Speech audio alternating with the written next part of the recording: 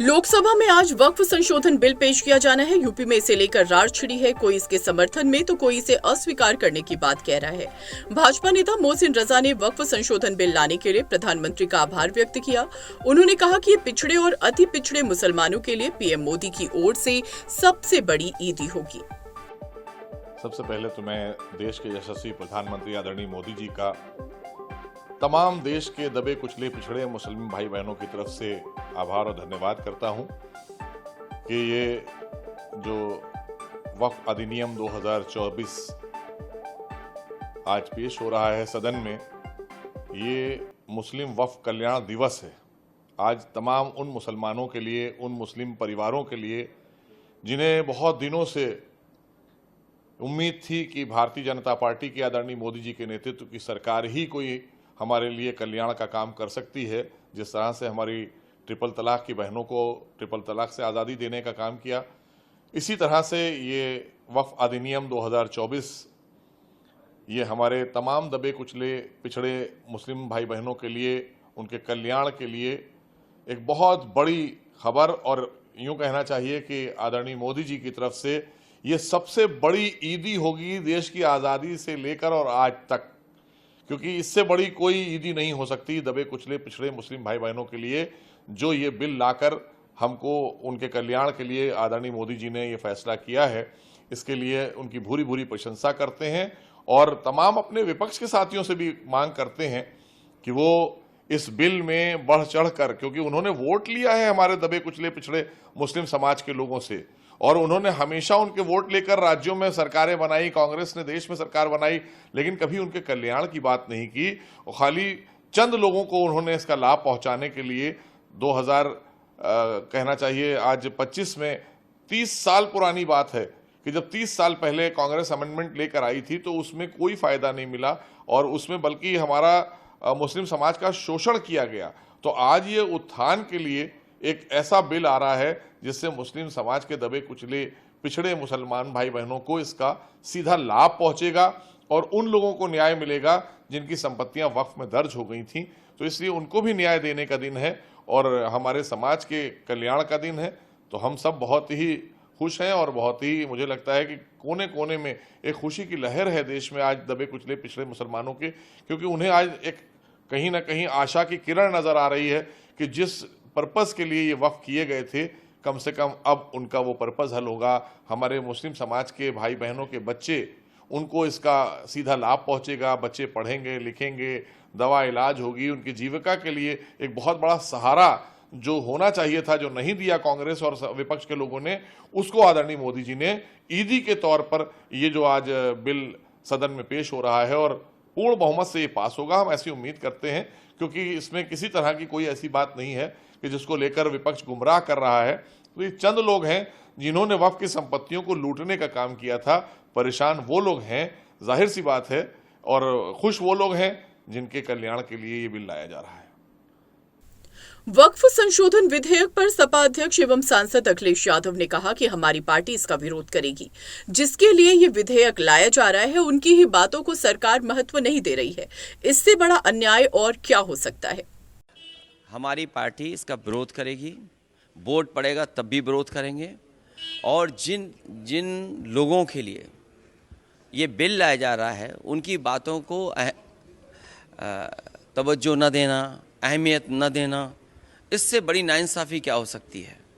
और सच्चाई तो ये है कि भारतीय जनता पार्टी में वोट लेने के लिए, अपने आप को बड़ा नेता बनाने के लिए कौन खराब हिंदू है, कौन खराब फैसले ले सकता है, कौन ज़्यादा किसी को परेशान कर सकता है, इसमें मुकाबला चल रहा है केवल वोट बटोरने के लिए। और डॉक्टर राम मनोहर लोहिया ने कभी अपनी किताब हिंदू बनाम हिंदू में कहा था कि ये कई हजार सालों से ये झगड़ा चल रहा है, लड़ाई है कट्टरवादियों के बीच में, उदारवादियों के बीच में, वो भी आपको सब दिखाई दे रहा है। वहीं संभल से समाजवादी पार्टी सांसद जियाउर रहमान वर्क ने वक्फ बिल पर कहा कि हम पहले से इस विधेयक के खिलाफ हैं। जब ये विधेयक पहली बार सदन में लाया गया था तब हमारी पार्टी और हमारे नेता अखिलेश यादव ने इसका पुरजोर विरोध किया था। इस विधेयक का विरोध करने का कारण ये नहीं है कि इसे भाजपा एनडीए सरकार ला रही है। हम इस विधेयक का विरोध इसलिए कर रहे हैं क्योंकि इस विधेयक में कई ऐसी बातें हैं जो हमारे लोगों के अधिकारों को छीन रही हैं। कि उस बिल के लिए हम लोग पहले से विरोध में हैं और जब सदन के अंदर ये पहली बार बिल लेकर के आया गया था तो मैंने और हमारी पार्टी ने और हमारे नेता माननीय अखिलेश यादव जी ने हमने पुरजोर तरह से इसका विरोध किया था। और मैं पहले भी बता चुका हूं, विरोध करने का कारण हमारा ये नहीं है कि सिर्फ कि बिल को बीजेपी एनडीए सरकार लेकर के आ रही है, क्योंकि बिल के अंदर असल में काफी सारी चीजें जो हैं हमारे लोगों का हक छीनने का जो काम हो रहा है। इस वजह से हमने इस बिल का अपोज किया था। फिर जब सरकार ने जेपीसी में भेजा तो हमें कुछ उम्मीद लगी कि शायद उसके अंदर जो कमियां हैं उनको दूर कर दिया जाएगा, लेकिन सिर्फ उसमें खाना पूर्ति हुई और सिर्फ अपनी मनमर्जी के मुताबिक रिपोर्ट को पेश कर दिया गया।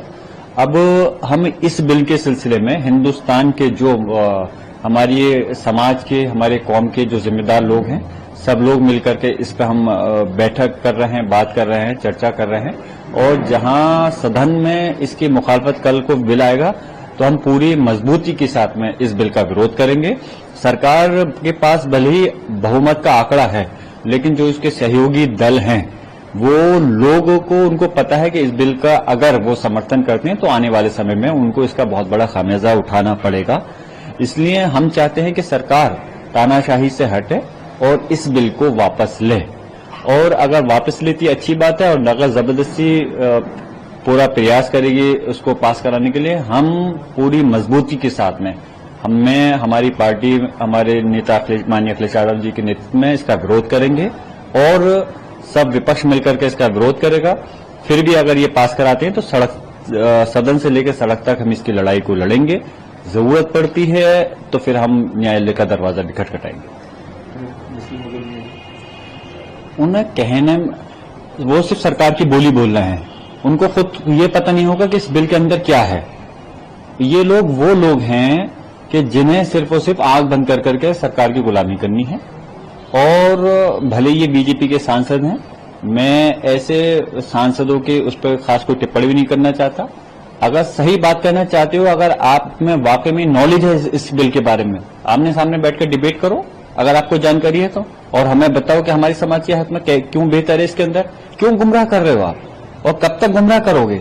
ये देश सिर्फ हवाई बातों से नहीं चलेगा, ये देश चलेगा संविधान से चलेगा। और बिल ऐसा लेकर के आने चाहिए जिससे कि समाज का भला होना चाहिए और देश की तरक्की होनी चाहिए। सिर्फ अगर कोई गलतफहमी ये पाल ली जाए कि एक कम्युनिटी को टारगेट कर करके आप इस देश का भला कर सकते हो, तो ये देश के साथ में आपकी वफादारी नहीं हो सकती। देश कोई भी इस दुनिया के अंदर है, कोई मुल्क है, कोई देश है, जब सारी कम्युनिटी को लेकर के आप चलोगे तो तभी देश तरक्की कर सकता है। मिसाल के तौर पे अगर किसी एक बॉडी का कोई एक पार्ट पैरालाइसिस हो जाए तो वो हेल्थी बॉडी नहीं कहला सकती। इसलिए इस हिंदुस्तान के अंदर 40 करोड़ से ज्यादा मुसलमान हैं। इतने बड़े तबके को अगर आप टारगेट कर करके नुकसान पहुंचा करके देश के विकास की बात करते हो तो ये आपकी जो है इस देश के लिए ईमानदारी से तरक्की की बात नहीं है। फायदा है जरा बताएं। मैं वही तो कह रहा हूं, हवा में गांठें क्यों बांध रहे हैं, गुमराह क्यों कर रहे हैं, जरा बताएं क्या फायदा है उसके अंदर, फायदा बताएं। ये लोग तो वही लोग हैं, ये बीजेपी एनडीए के लोग जो 3 कानून किसानों के लिए लेकर के आ रहे थे और जबरदस्ती थोपने का काम कर रहे थे कि नहीं सही है। अरे जो लोग किसान देखिए कोई सिर्फ मुस्लिम समाज के नहीं, सारे धर्मों के लोग हैं इस देश के अंदर, वो रीढ़ की हड्डी है इस देश की। वो लोग मना कर रहे हैं कि हमें इन बिलों की जरूरत नहीं है, तो सरकार जबरदस्ती थोपने का काम कर रही। किसने नहीं देखा, देश और दुनिया ने देखा कि 1 साल से ज्यादा तक हमारे किसान समाज के भाई, उन्होंने गर्मी, ठंड और बरसात में धरना दे कर करके कैसी कैसी सहे और कितने लोग शहीद हुए, और उन्होंने इस बिल की वापसी के लिए वो करी। तब जाके सरकार अपनी हटदर्मी से हट करके उन बिलों को रोका। जो सरकार वो लेकर के बिल लेकर के आ रही थी ड्राइवरों के लिए कि जबरदस्ती की हक में है, बाद में जब हंगामा हुआ तो उसको रोकना पड़ा। जो सरकार इस देश के कानून के उसमें जो वकीलों के खिलाफ लेकर के आ रही थी, उसमें जब धरने प्रदर्शन हुए तो उन बिलों को रोकना पड़ा। तो खाली कहने से, थोपने से कोई काम नहीं चलेगा। ये सरकार जबरदस्ती में जो बिल लाना चाहती है, मेरा कहने का मकसद ये है कि अगर बिल आप ऐसा लेकर आओगे जिससे कि हमारे देश की तरक्की है, जिससे कि यकीनन सारे समाज को फायदा मिलेगा, तो हम 2 कदम आगे बढ़कर के उस बिल का समर्थन करेंगे। हम सिर्फ इस बुनियाद पे बीजेपी आरएसएस की मुखालफत, एनडीए की मुखालफत नहीं करना चाहते कि हम उसके विपक्ष में हिस्सा में। हम सिर्फ इसलिए करते हैं क्योंकि वो हम उसकी पॉलिसी, उसके मुद्दों पे हम मुखालफत करते हैं। अगर अच्छा बिल लाएंगे तो हम यकीनन समर्थन करेंगे, लेकिन मैं चाहता हूं कि जल्दबाजी में, तानाशाही में इस प्रकार के बिलों को नहीं लाना चाहिए। इन चीजों का राजनीतिकरण नहीं होना चाहिए। देश की सबसे बड़ी पंचायत है संसद, उस पर सब लोगों की निगाह टिकी होती है। तो बिल ऐसे लेके आए जिससे कि सारे समाज की और तरक्की हो, और जब सारे समाज की तरक्की होगी तो देश भी तभी विकास करे।